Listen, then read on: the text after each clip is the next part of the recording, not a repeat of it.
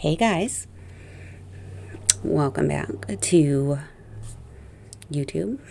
Welcoming myself back to YouTube. It's been quite a while since I've been making regular content on here, but I've been feeling really guided to start making content for YouTube again and coming on here and sharing with you teachings about what I've learned in the past 7 or 8 years with shamanism and practicing shamanism and my own experience in awakening to it for myself in this lifetime. And for those of you guys who have been around since 2013, 2014, 2015, when there were more videos here on YouTube, then you know that I kind of vanished around 2017, 2018, and I got sick and I really had to set up my own boundaries, and there was some bullying, and I just really had to take care of my own boundaries surrounding all of this work, specifically as it related to living people, and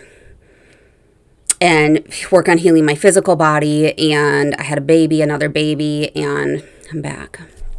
And so what I want to do here on YouTube and here in these videos is start creating some of those videos that I had again, and really start answering some of the most common questions I get related to like opening up your spiritual gifts, opening up your mediumship, opening up, talking to spirit, all of those common questions that I get and that I teach in my classes and everywhere. If I get a question that's super common, creating a video surrounding it so that that question can help other people. And I'm not repeating myself, and then people aren't sending me a million messages. And if they are, then I can send them a video that says, here's my teaching around this.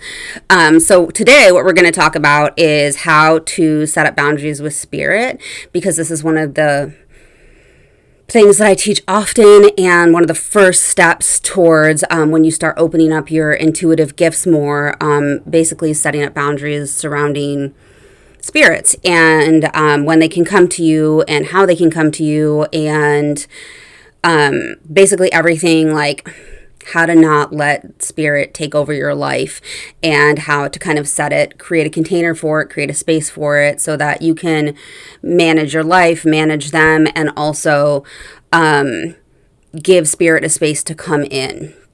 All right, so this is one of the first things. So when you're first starting out with your like intuitive gifts, your mediumship gifts, your shamanic gifts, whatever gifts that you're developing that have to do with communicating with spirits, specifically dead people, because dead people tend to be pushier than other types of spirits. Just like living people, like they're more likely to cross your boundaries if you don't have them already set up. Same thing with living people. So if you know living people in your life that like, and you don't have boundaries set up, people will cross boundaries that you don't have set up and that aren't firmly or clearly articulated. Okay, so the same thing is true with the spirit world, is you need to have boundaries set up so they're not like crossing lines and not taking over and not being pushy. Like, you wouldn't let like strangers just be knocking on your door at all hours or like harassing you all the time. Same is true with spirits. So you really have to think about this, like setting up boundaries the same way that you would set up boundaries for like when you would allow guests in your house, for example. So I'm just going to give you guys some recommendations that I teach for how to set up boundaries and how to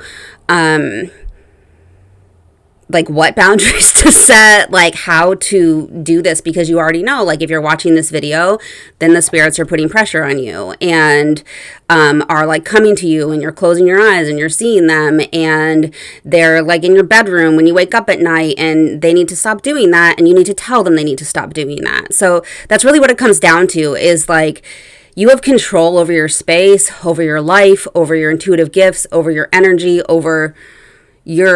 you have sovereignty over your energy, and they cannot be crossing that boundary, and they cannot be coming into your energy unless you let them or you don't set that boundary. So your job is to say, hey, I don't like that. You can't do that. You can't like come into this space at this time, at this hour, in this way. Okay, you really just have to be clear on what is acceptable and not acceptable behavior for you to have this relationship with them, because as you're developing your intuitive gifts, whether they're mediumship, shamanic gifts, whatever, this is a relationship that you're having with spirit, and it's a relationship, okay? So you have to be okay with what's happening also, and so you have to have this communication open where you're setting these boundaries and being clear on what's acceptable to you and what's okay with you. All right, so what boundaries do you set, and how does this work, and like what kinds of things do you want to keep in mind? Okay, so number one, when can they come to you? So that's first one. When can the spirits come to you? Like, when are you open to receive messages from them? When are you open for them to speak to you? Is there a specific time of day? Is there a specific day of the week? I recommend you set like 1 to 2 days a week where there's a specific time that you're open to receiving messages from them and communicating with them. When I was first starting, I did this every other day after dinner. That was my time frame. I did every other day after dinner, and it was like 6:30ish, where I would do something spiritual, meaning I would meditate, or I would communicate with spirit, or I would let them come through to me in some way. And for me, it was every other day after dinner. That was my schedule. And so I would recommend, like, if the spirits are coming to you, that, like, yeah, you have to acknowledge these gifts, and that there's like messages that are wanting to come through to you. And rather than just shutting it out altogether, in which case you're like prolonging the suffering there, giving them a space and a window in which they can come in. Okay, so what time is that? Is that every Sunday at 3 o'clock?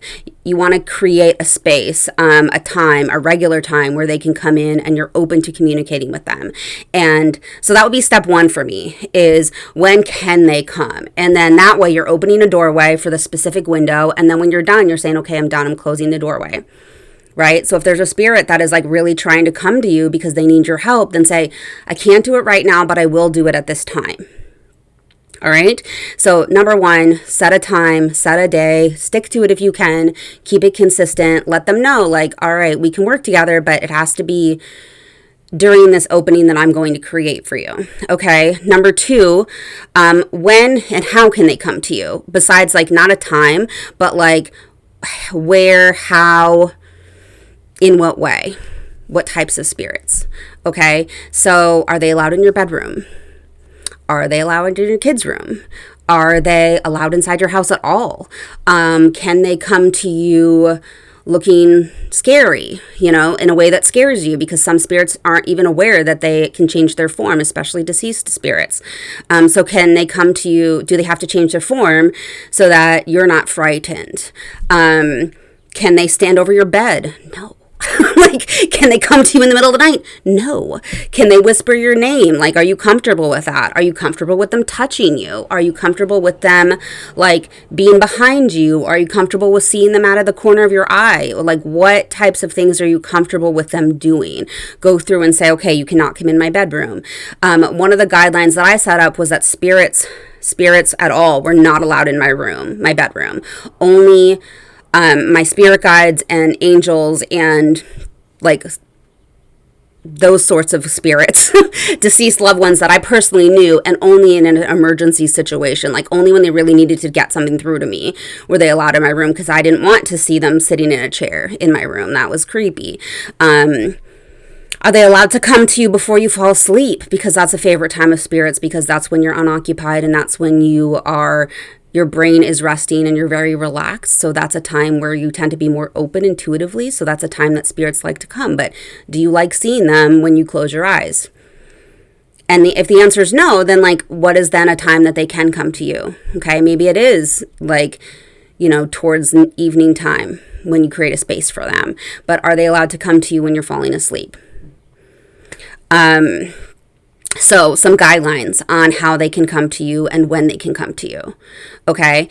And then another thing that you can do is you can ask for a spirit guide. I call them gatekeeper guides that help keep my boundaries regarding spirits and how they can come to me. In another video, I'm going to talk to you guys about like setting up protection, like a crystal protection around your house. And that's something that I do because I had problems a couple of years ago with demons and like earthbound spirits that were always crossing through my space.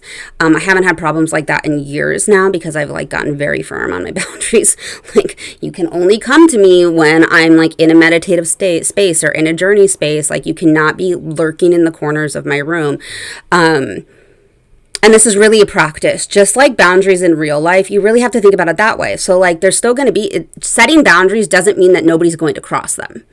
I want to be super clear on that. So when you set the boundaries and a spirit shows up in your room anyway, people will still cross your boundaries. You just have to reinforce them. So think about this the same way that you think about living people boundaries.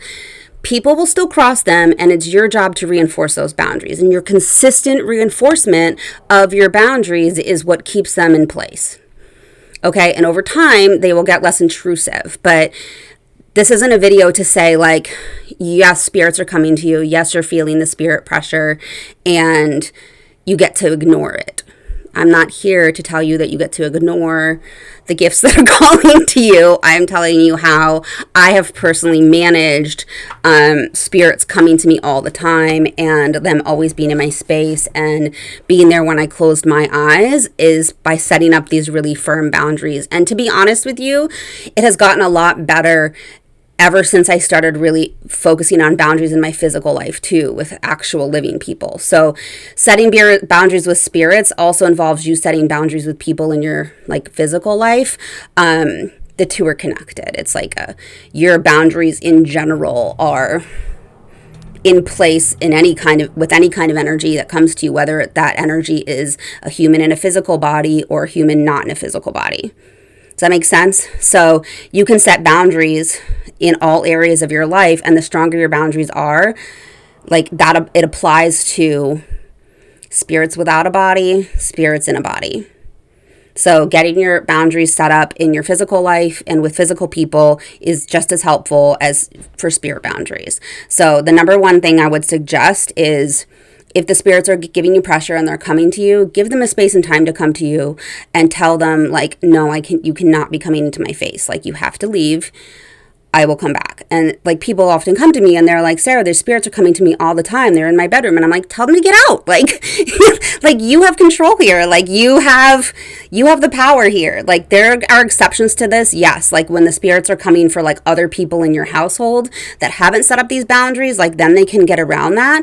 But if it's just you and they're coming for you, like, you have control. And just remember that, like, you have to stay in your power regarding all of it. So set the boundary. You are in control. They are your gifts. You can tell them that they need to leave and how they can come to you and when they can come to you. And you just have to know that you have the power to do that. And that's it. All right. Bye, guys.